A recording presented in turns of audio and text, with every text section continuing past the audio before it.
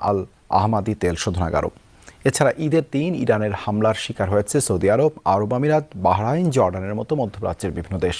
অন্যদিকে শুক্রবার রাতভর তেহরানে হামলা চালিয়েছে ইসরায়েল।